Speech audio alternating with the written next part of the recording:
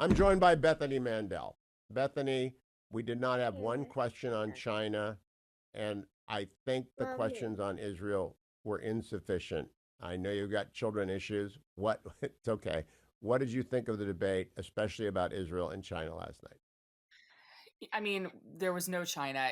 It was probably the worst debate that I've ever watched, which I perhaps that's being not fair because the CNN debate was so well done. I sat watching last night's debate with my 10-year-old and my 9-year-old, and they don't know what's going on.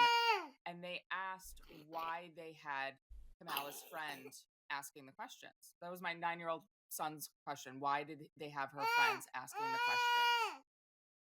That is remarkable. I don't want your daughter's face on TV, so we might keep the camera on me if she turns towards me. But I appreciate that sometimes your little ones need love in the morning. I often get a phone call right after the show with the 2-year-old grandchild crying, and dad's deployed, so I'm supposed to be.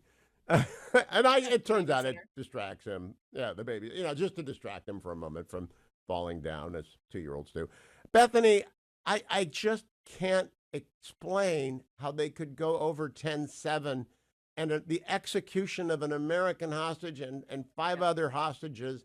It didn't get mentioned in the only presidential debate with Kamala Harris.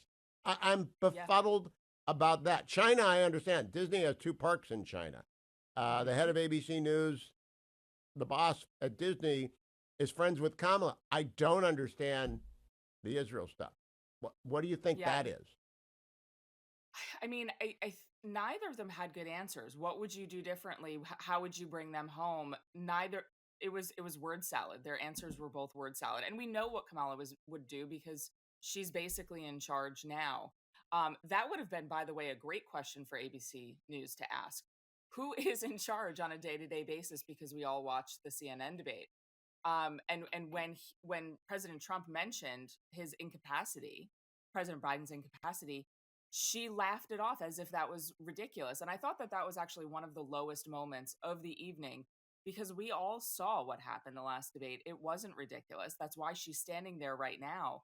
Um, but it was incredibly frustrating that they never mentioned the execution of an American citizen, especially considering his parents spoke at the DNC just days before his death. And that's something that President Trump should have mentioned, that the world doesn't fear us. If they did, they would not have executed an American hostage days after the DNC. Yeah, I think he lost the battle and won the war. I do believe the backlash against ABC is immense, immense, because it As was the worst debate. yeah. Does No, I mean, go ahead. no, the fact checks about, well, I didn't sense that sarcasm was unbelievable. I could not believe that they were doing that. The Springfield city manager assures us no dogs have been eaten. They didn't mention that the Springfield city manager sent a letter to Sherrod Brown and Tim Scott and J.D. Vance begging for help because there are 15 to 20,000 Haitian migrants there in the last 4 years. Do you think Yep. that might have been in his response, Bethany? I mean, that really speaks to the lack of planning and the lack of prep because it should have been in his answer.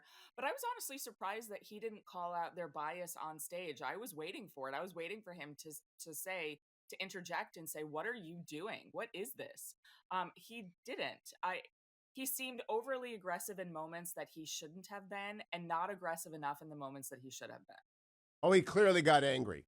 He clearly Yeah. got angry. And that's not a good look. So yeah, see, I got agreement there.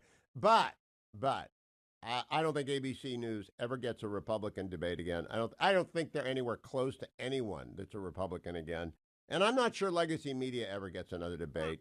Jake and Dana did a fine job, but they knew from the get go that Joe Biden was very fragile and they didn't want to tip him over. Last word to you, Bethany. I think we're going to have a big war in the north soon of Israel. Do you? I would have said yes a month ago. I'm not sure.